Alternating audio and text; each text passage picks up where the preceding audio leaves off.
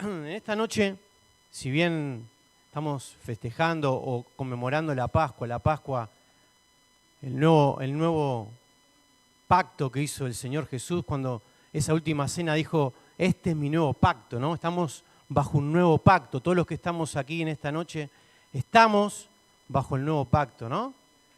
Yo no sé desde el día que aceptaste a Jesucristo, desde el día que entregaste tu vida a Jesús, cómo fue tu vida, si pudiste mantener tu fidelidad, si el pacto lo mantuviste. En esta noche de silencio, como muchos dicen, hoy veía un posteo que hacía el pastor, ¿no? Del silencio, ¿no? Jesús murió, en el cielo estaban todos expectantes, en la tierra estaban todos expectantes, ¿qué iba a pasar?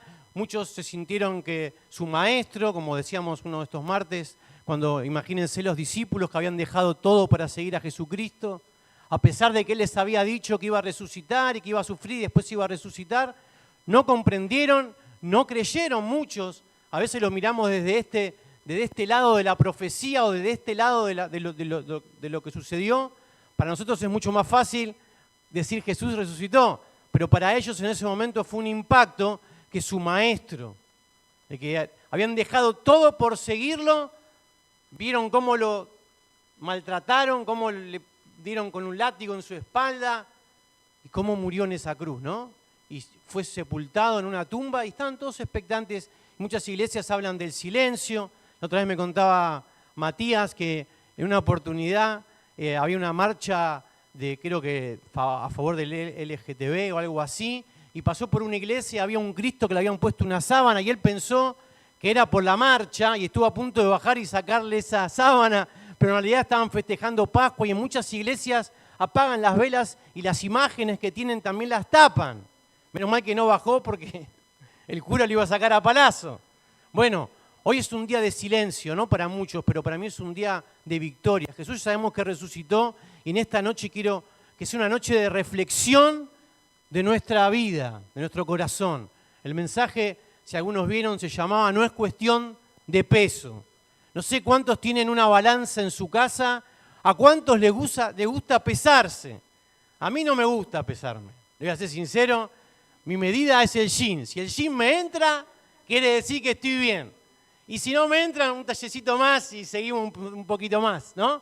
Pero el día que te pesás, el día que fuiste al médico y dices, vamos a pesarlo. No, vamos a pesarlo y ahí viene el trauma, ¿no? ¿Cómo llegaste a peso? Yo pesaba menos.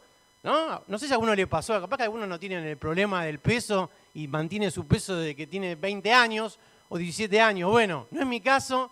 Y bueno, yo conozco gente que no tiene el trauma de pesar. Si se pesan, no tienen el problema, si sube, si baja.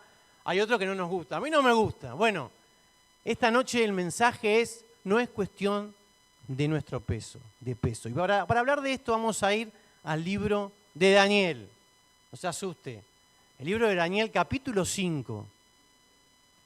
Si tiene ahí su Biblia, me puede seguir con las escrituras. A mí me gusta leer los versículos porque yo lo puedo contar la historia, pues no es lo mismo que leamos lo que está en la palabra de Dios, que es inspiración de Dios, inspirada por el Espíritu de Dios. Todo lo que leemos es palabra de Dios, amén.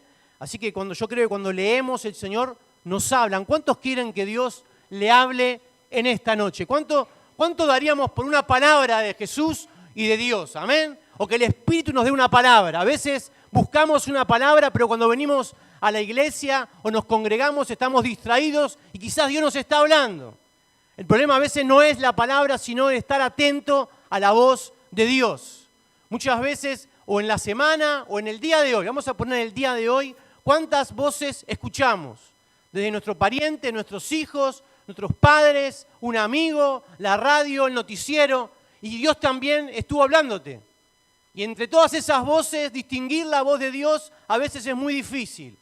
Ojalá, o vamos a decir, si tuviéramos un sistema en nuestro corazón que pudiera discernir esas voces y bueno, vamos a bajar las voces de esto, vamos a bajar las voces del otro y dejar la voz de Dios y subirla para poder escucharla con nitidez, ¿no? Estaría bueno. También es responsabilidad nuestra muchas veces apartarnos de todas esas voces, sacarlas de nuestra cabeza, de nuestro corazón, para poder discernir y escuchar lo que el Espíritu nos quiere decir. Amén. Y en esta noche el Espíritu nos quiere decir algo.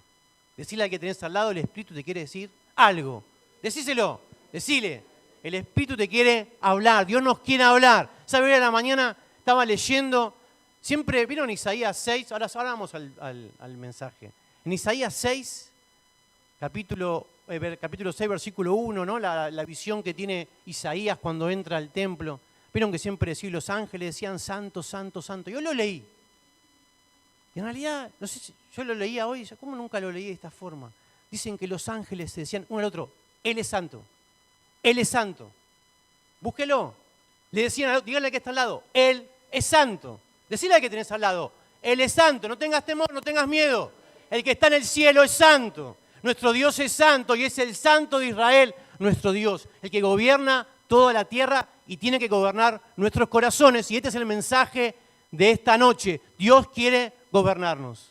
Amén. Daniel capítulo 5 dice, Belsasar, rey de Babilonia, ofreció un gran banquete a 1000 de sus nobles y en presencia de los 1000 se puso a beber vino. Se puso a beber vino. Belsasar, rey de Babilonia. Amén. Seguimos. Y en presencia de los 1000 se puso a beber vino. Mientras saboreaba el vino, imagínense la situación, Belsasar ordenó traer los vasos de oro y plata que Nabucodonosor, su padre, había sacado del templo que estaba en Jerusalén para que bebieran en ellos el rey y sus nobles, sus mujeres y sus concubinas. Hasta ahí, ahora seguimos. Belsasar, después van a ver que, voy a contarles un poco la historia para que se entienda. Nabucodonosor no era su padre. Se le dice padre, era su descendiente. Se dice que era nieto. Que este Belsasar era nieto de Nabucodonosor. Vamos a ver si se me traba un poco esa palabra. Pero era nieto de él. Y dice así, entonces trajeron los vasos de oro que habían sido sacados del templo, los que había robado su abuelo. Del templo, la casa de Dios que estaba en Jerusalén. Y el rey y sus nobles y sus mujeres y sus concubinas que hicieron, bebieron en esos utensilios que eran del templo de Dios, eran sagrados. Esos utensilios antes de que Jerusalén cayera, antes de que el rey de Babilonia tomara la ciudad, eran templos dedicados a Dios. Eran cosas dedicadas a Dios, utensilios dedicados a Dios. ¿Y qué hizo este blasfemo? Vamos a decirle, vamos a llamarlo por su nombre. Lo mandó a traer y empezó a beber en esas copas el vino con sus 1000 invitados. Entonces trajeron los vasos de oro que habían sido sacados del templo, la casa de Dios que estaba en Jerusalén, y el rey y sus nobles, sus mujeres y sus concubinas bebieron en ellos. Bebieron vino y alabaron a los dioses de oro y plata, de bronce y hierro, madera y piedra. Fíjense cuántos dioses tenían en Babilonia, de todo tipo. Empezamos por el oro y terminamos en piedra.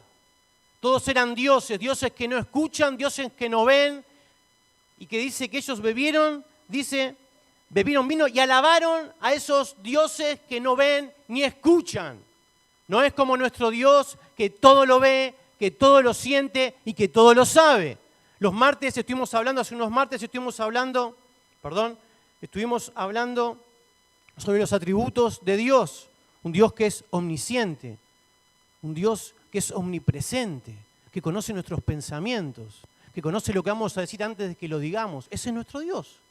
A veces pensamos que nuestro Dios es como esos dioses de Babilonia, que es de piedra y que no sabe lo que nos acontece, que no sabe lo que nos está pasando, que no ve nuestro corazón, que no ve lo que hicimos en la mañana o en la noche.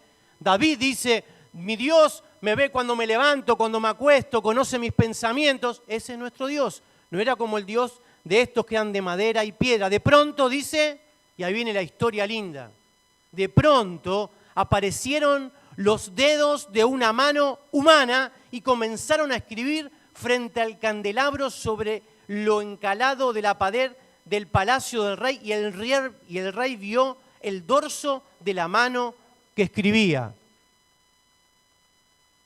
Imagínense estar con sus amigos en su casa, estar haciendo cualquier otra cosa alejada a Dios y que de repente aparezca una mano humana.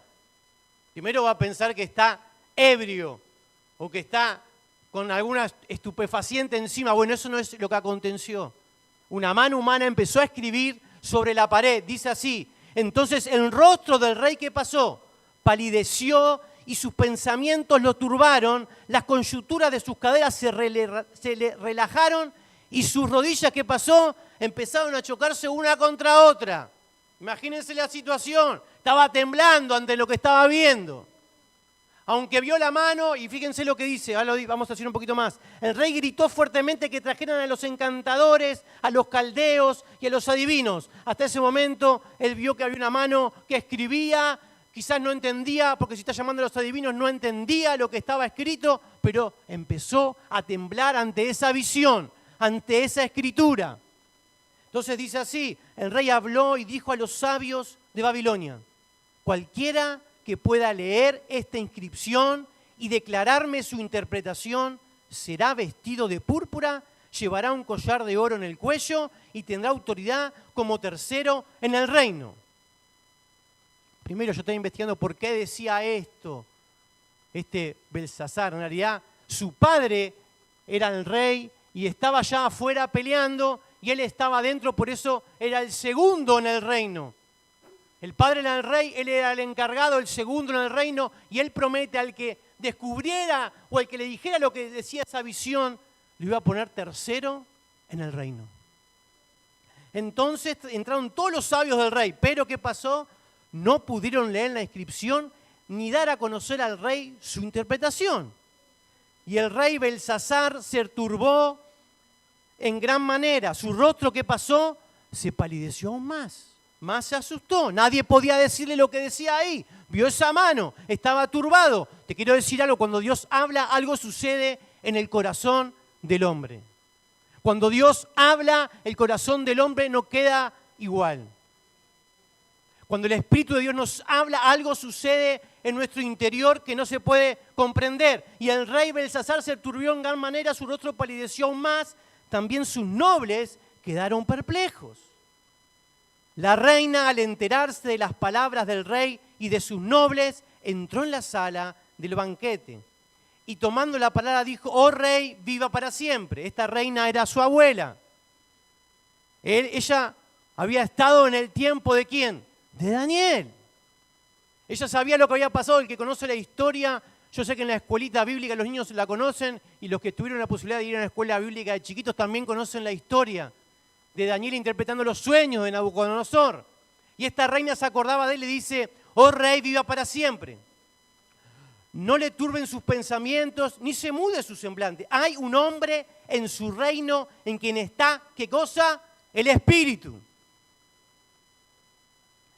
Que está el Espíritu de los dioses santos. Y en los días de su padre se halló en él luz, inteligencia y sabiduría, como la sabiduría de los dioses. Y su padre, el rey Nabucodonosor, su padre el rey, lo nombró jefe de los magos, encantadores, caldeos y adivinos, debido a que se halló un espíritu extraordinario, conocimiento, inteligencia, interpretación de sueños, explicación de enigmas y soluciones de problemas difíciles en este hombre Daniel, a quien el rey llamaba Belsasar. Imagínense tener una persona así entre nosotros. ¿Vieron todas las calificaciones que dijo? Sabe resolver problemas difíciles, sabe todos los misterios. Imagínate tener a alguien así al lado. Bueno, no era un hombre, no era sabiduría humana, sino que tenía, ¿qué cosa? El Espíritu de Dios en él. Amén. Que llamen ahora a Daniel, dijo el rey, y él declarará la interpretación. Entonces Daniel fue traído ante el rey. El rey preguntó a Daniel: ¿eres tú aquel Daniel de los deportados de Judá, que el rey mi padre trajo a Judá? He oído de ti que el Espíritu de los dioses está en ti y que luz, inteligencia y extraordinaria sabiduría se hallan en ti. Daniel, para que sepan, vamos a meternos en la historia, tenía aproximadamente unos 90 años. Ya estaba medio retirado, ya estaba como en otra cosa, y sin embargo el Señor lo usó una vez más. Y fíjense, esto es tremendo lo que pasa ahora. Ahora mismo los sabios y encantadores fueron traídos delante de mí para que leyeran esta inscripción y me dieran a conocer su interpretación, pero no pudieron declarar la interpretación del escrito. Pero yo he oído decir de ti que puedes dar interpretaciones y resolver problemas difíciles. Ahora, si puedes leer la inscripción y darme a conocer su interpretación, serás vestido de púrpura y llevarás un collar de oro al cuello y tendrás autoridad como tercero en el reino. Entonces Daniel respondió delante del rey, sean para ti tus regalos y da tus recompensas a otros. Fíjense, Daniel, ¿no? Si fuera otro momento y el rey no estuviera turbado y alguien le contestaba así, seguramente le hubiera mandado a matar. Quédate con tus cosas, no me interesa lo que me quieras dar, le dijo. Así, de una, el profeta Daniel le contestó, sean para ti tus regalos y da tus recompensas a otro. Yo leeré, sin embargo, la inscripción al rey y le daré a conocer su interpretación. Oh rey, el Dios Altísimo concedió a tu padre. Ahí le empieza a contar la historia de Nabucodonosor. Nabucodonosor. Me falta una vocal.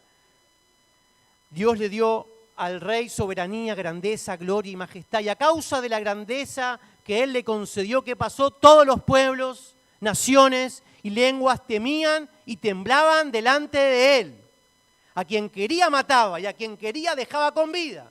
Exaltaba a quien él quería y a quien él quería que hacía, lo humillaba. Pero cuando su corazón se enalteció y su espíritu se endureció, en su arrogancia fue depuesto de su trono real y su gloria le fue quitada. Fue echado de entre los hombres, su corazón se hizo semejante al de las bestias y con los asnos monteses tuvo su morada. Se le dio de comer hierba como al ganado y su cuerpo se empapó con el rocío del cielo hasta que, ¿qué cosa? Reconoció que el Dios Altísimo domina sobre el reino de los hombres y que pone sobre él a quien él le place. Tuvo que humillarlo Dios para que reconociera nuevamente que hay un Dios en el cielo que gobierna no solamente el cielo, sino la tierra. Hay un Dios que sigue gobernando. Hay un Dios que gobierna. Y eso es lo que tuvo que conocer este rey. Pero usted, su hijo, Belsasar, no se ha humillado su corazón aunque sabía todo esto, sino que se ha ensalzado usted contra el Señor del cielo. Y han traído delante de usted los vasos de su templo, y usted y sus nobles, sus mujeres y sus concubinas han estado bebiendo vino en ellos y han alabado a los dioses de plata y oro, de bronce, hierro, madera y piedra, que ni ven, ni oyen, ni entienden. Pero al Dios que tiene su mano, que tiene en su mano su propio aliento, o sea, tiene su vida y es dueño de todos sus caminos, no ha glorificado. Fíjense, le está sacando una radiografía al corazón de ese hombre. Su corazón no glorificaba a Dios, no tomaba en cuenta a Dios. Y sigue más la historia. Pero al Dios, lo repito, al Dios que tiene en su mano su propio aliento y es dueño de todos sus caminos, no ha glorificado. Por lo cual él envió de su presencia la mano que trazó esta inscripción. Esta es la inscripción que fue trazada Mene, Mene, Tekel, Ufarsin. Esta es la interpretación del escrito. Mene, Dios ha contado su reino y le ha puesto fin. Tekel, ha sido pesado en la balanza y hallado falto de peso. Que te digan eso, yo no sé cómo quedás, ¿no? Y sigue un poquito más. Pérez, su reino ha sido dividido y entregado a los medos y persas. Entonces Belsasar ordenó que vistieran a Daniel de púrpura y le pusieran un collar de oro al cuello y que le proclamaran acerca de él que él tenía autoridad como tercero en el reino. Aquella misma noche, escuche, aquella misma noche fue asesinado Belsasar, rey de los caldeos. Y Darío el Medo recibió el reino cuando tenía 62 años. Tremenda historia. Cuando vamos a la historia, dice que la historia secular cuenta que esto fue real, lo que pasó. Dicen que mientras esto ocurría dentro del palacio y Daniel estaba hablando con este rey, afuera la ciudad ya estaba sitiada. Y los medos dicen que hicieron correr, tenían un portón de bronce y pasaba un río por abajo, hicieron correr ese río como que los desviaron y pasaron por debajo de esa puerta. Y sorprendieron al rey y eso fue lo que le aconteció. Eso fue lo que aconteció a este rey despiadado que no glorificó a Dios.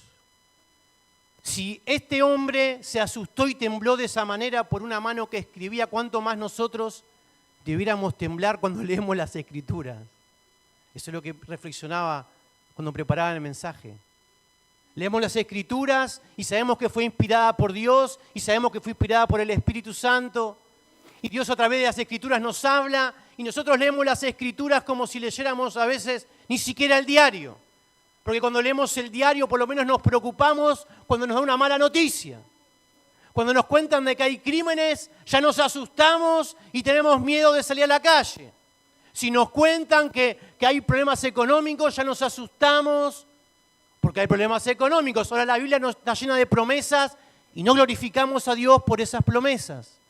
Nuestro corazón no tiembla como el de este rey al escuchar su palabra. Ese es el corazón del ser humano. Proverbios 21:2 dice así. Proverbios 21:2 dice: todo camino del hombre es recto ante sus ojos, pero el Señor sondea los corazones. Yo tengo otra versión que dice: todo camino del hombre es recto en su propia opinión, pero Jehová que hace pesa los corazones. Si en esta noche nos pasara como este rey y bajara la mano y nos dijera, en vez de bajar la mano, bajara la balanza de Dios y te llamara y dice: vamos a pesarte en la balanza. Tu peso daría para ser salvo. ¿Cómo está tu corazón? Si tu corazón Dios lo pesara en esta noche, tu corazón está conforme al Señor. Es un sábado de reflexión. Decíamos que hoy es sábado de reflexión. Para reflexionar. ¿Cómo está nuestro corazón ante Dios? ¿Cómo hemos respondido al nuevo pacto?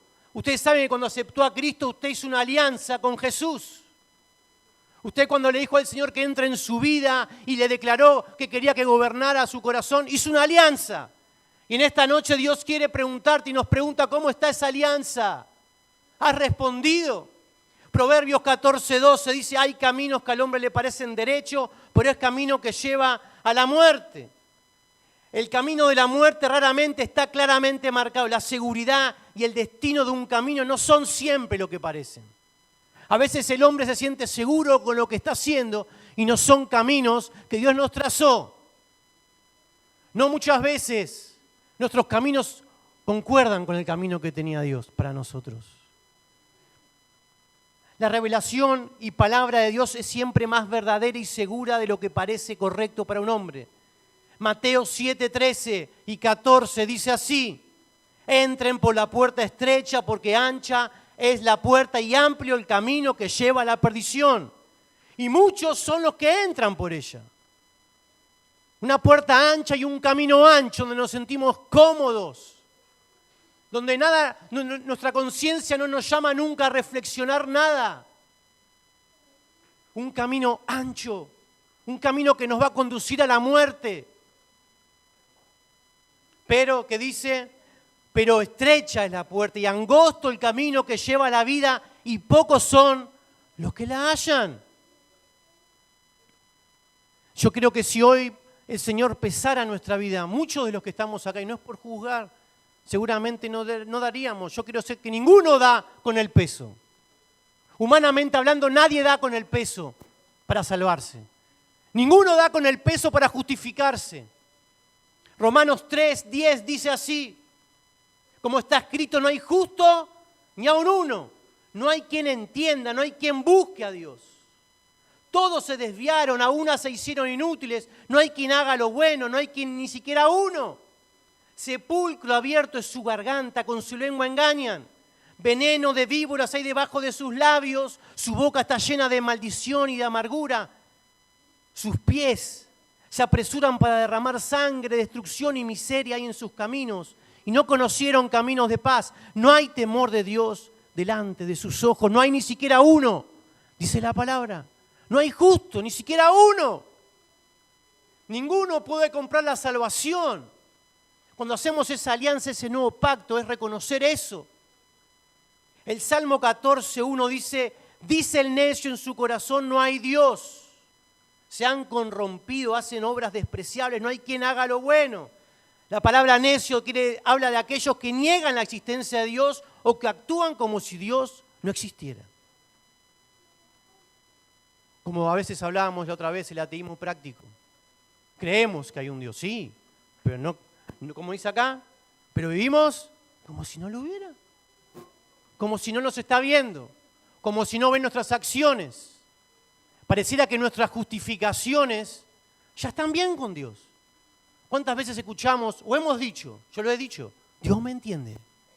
Si Dios me entiende. Dios me entiende. Dios entiende por qué vivo de esta forma, por qué no me comprometo, por qué no sigo a Dios como prometí seguirle.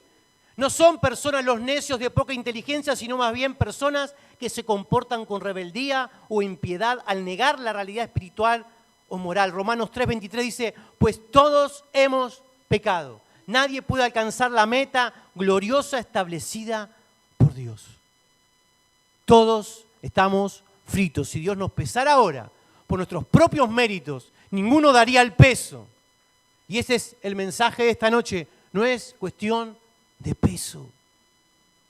No es cuestión de tu pecado.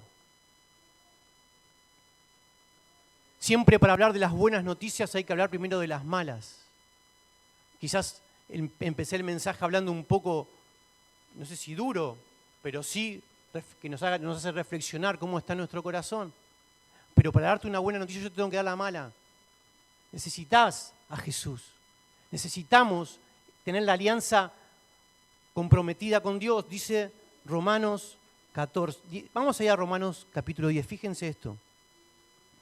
Muchas veces los leí de una forma, pero esta noche vamos a decir otra cosa. Romanos 10:14 dice, ¿cómo pues invocarán a aquel a quien no han creído? ¿Y cómo creerán a aquel de quien no han oído?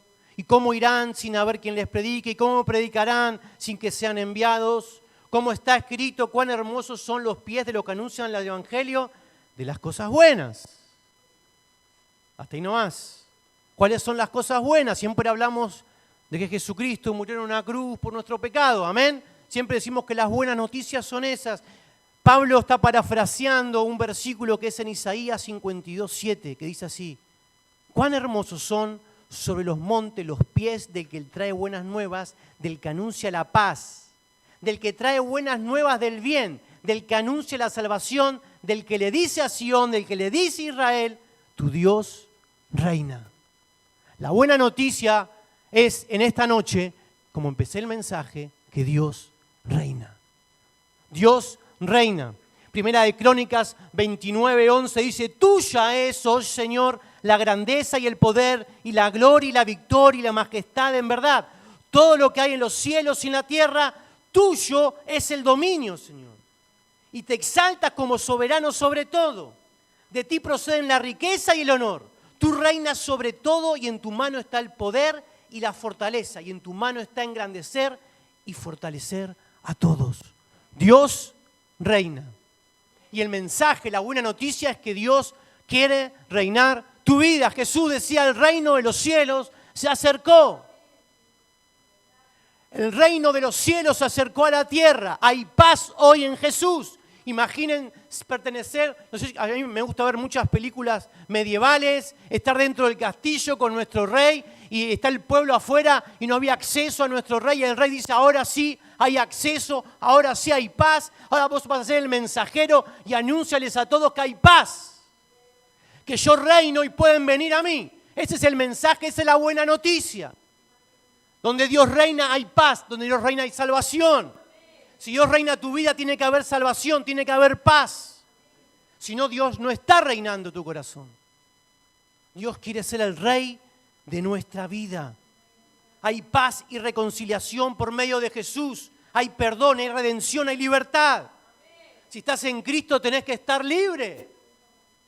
Si no hay algo que está mal, hay algo que todavía no entregaste, hay algo en el pacto que hiciste cuando le dijiste que entregabas tu vida que no lo has entregado.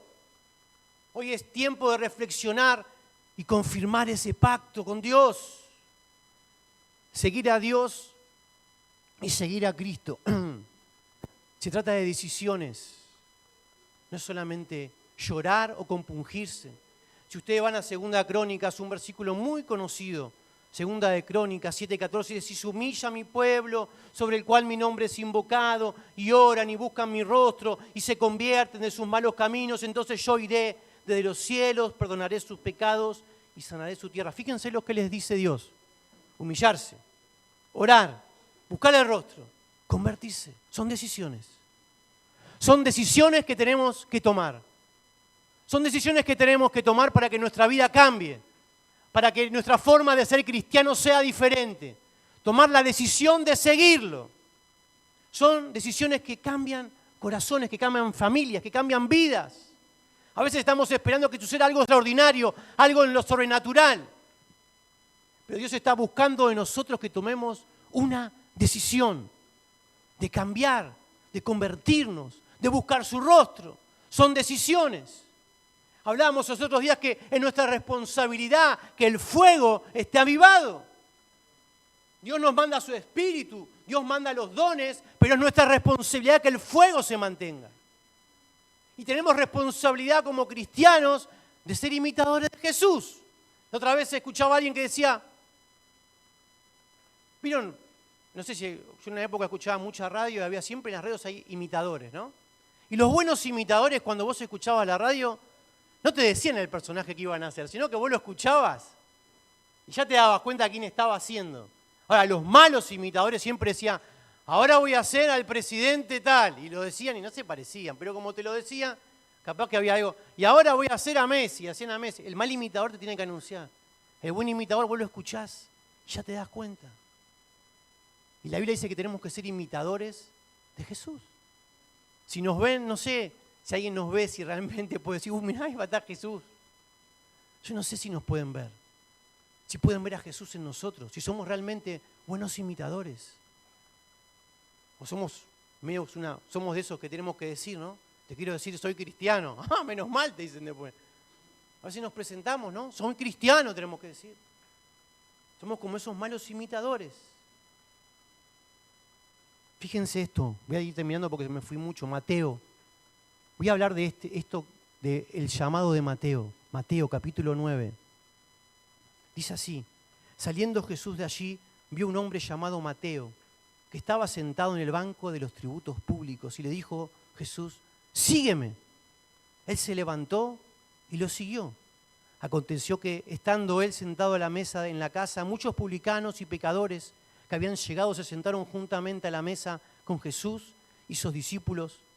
Cuando vieron esto, los fariseos dijeron a los discípulos, ¿por qué come vuestro maestro con los publicanos y pecadores?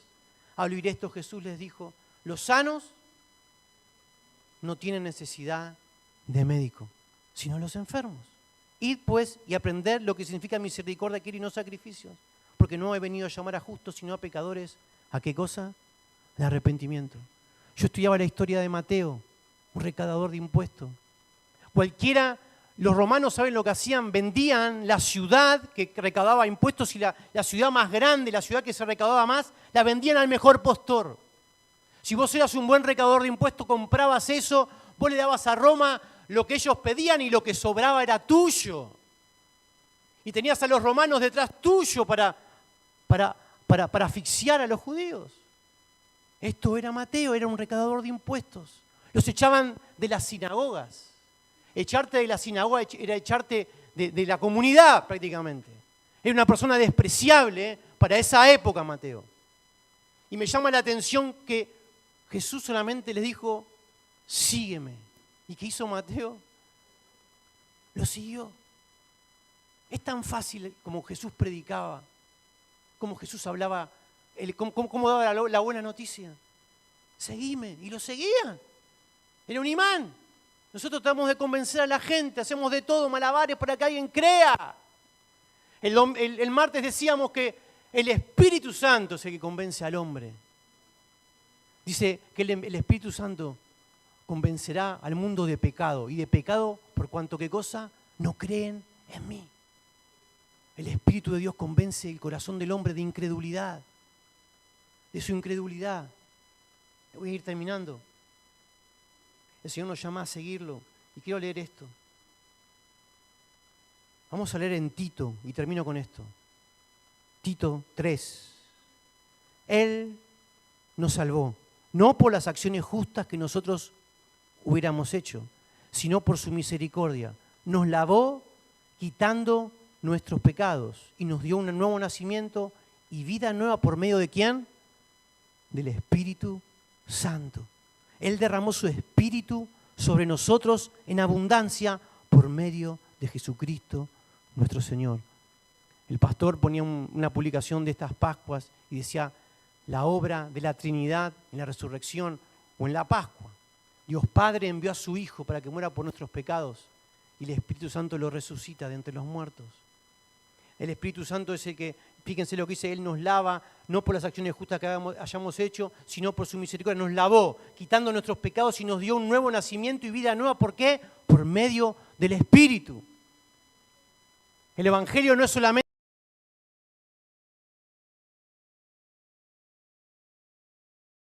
No es un consejo que estamos dando, no es un consejo que te estoy dando.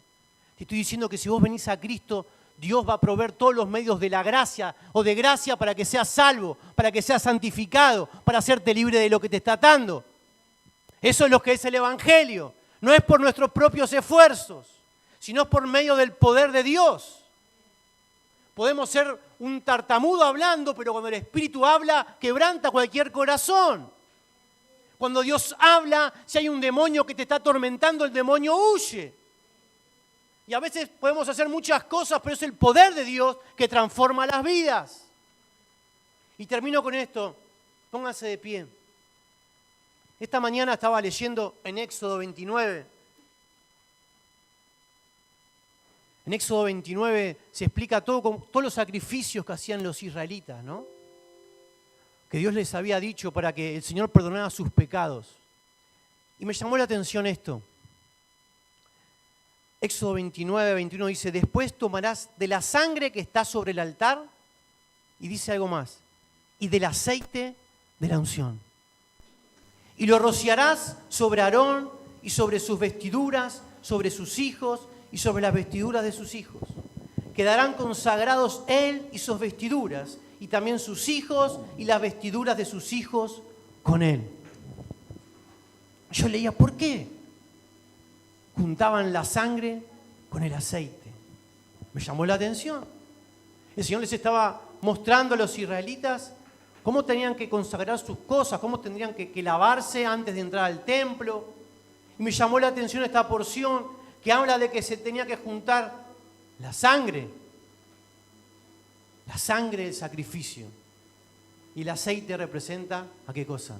Lo dije el martes, lo opinión el martes, al Espíritu Santo. La sangre nos limpia, nos purifica, pero no solamente la sangre, también es el Espíritu Santo que necesitamos para ser renovados, para ser fortalecidos, para ser lavados, para ser santificados. Dios quería sangre mezclada con aceite y que la mezcla fuera rociada sobre los sacerdotes. Debía haber una combinación tanto de sacrificio como del Espíritu. Necesitamos del Espíritu, no es una opción. No es una opción, necesitamos. Si nos diéramos cuenta que necesitamos, que tenemos un acceso gratis a su presencia. Estos israelitas, para poder entrar a su presencia, primero que lo hacía uno, se tenían que lavar, se tenían que limpiar, purificarse días y días, para que la gloria de Dios bajara un instante. Nosotros tenemos libre acceso y ni siquiera hablamos con Dios. Vamos a ser sinceros, seamos sinceros con nosotros. Conmigo, yo puedo mentirte a vos, Fabio, al pastor, puedo mentirte a vos, hermano. Vos me podés mentir a mí, pero no podemos mentirle a Dios. Y el que nos está hablando en esta mañana o en esta noche es el Señor. ¿Cómo está nuestra comunión? ¿Cómo está tu corazón? Si lo pesáramos, seguramente no hubiéramos dado el peso. Pero por eso tenemos que venir a Cristo. Necesitamos la sangre y el Espíritu. Y algo más. Si seguíamos leyendo en Éxodo 29, ya al finalizar dice así, allí me encontraré con los israelitas y el lugar será santificado, ¿por qué? Por mi gloria. Santificaré la tienda de reunión y el altar, también santificaré a Aarón y a sus hijos para que me sirvan como sacerdotes. Lo que hacían los sacerdotes era, con la sangre que rociaban, era romper esa barrera para que la gloria de Dios bajara, y la gloria de Dios, la presencia de Dios, los santificaba. A veces hacemos mucho esfuerzo por ser santos. Hacemos esfuerzos humanos. Queremos dejar esto, queremos hablar bien, queremos dejar un vicio, queremos cambiar nuestro carácter y hacemos esfuerzo, pero es su presencia, es su Espíritu que necesitamos para ser transformados. Levanta tus manos si estás ahí, habla con Dios un instante. Si lo necesitas, decile, Señor, yo necesito esa unción de tu Espíritu. Necesito tu presencia, Dios, en esta noche. Señor, yo reconozco que si pesaras mi vida en esta noche, no sería mejor que ese rey. ¿Cuántas veces, Señor, he mirado para otro lado, no he tomado en cuenta tu voz? ¿Cuántas veces he seguido mi camino? Quizás estás haciendo tu propio camino y no el del Señor. Y esta es una buena noche para responder al llamado del Señor. Para decirle, Señor, yo necesito tu Espíritu en esta noche. Levanta tu voz y decirle, yo necesito, Dios, de tu Espíritu. Toca mi vida, Dios. Renueva mi interior en esta noche, Dios. Tú eres un Dios real. Quiero que gobiernes mi corazón, mi vida, mi familia. Cuando Dios viene, Él restaura lo que estaba roto. Él da vida a lo que estaba muerto. Eso es lo que hace Dios. En esta noche el Señor nos está llamando a seguirlo de una forma diferente. Es una decisión, nunca te olvides de eso. Es una decisión que puede cambiar tu vida, tu familia y tu futuro.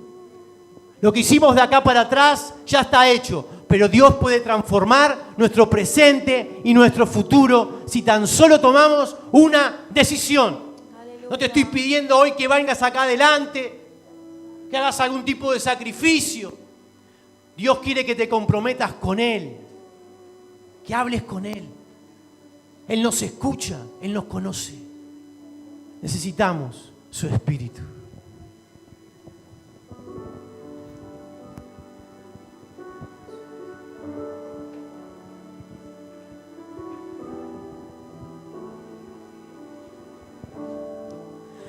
La muerte venciste, el velo partiste.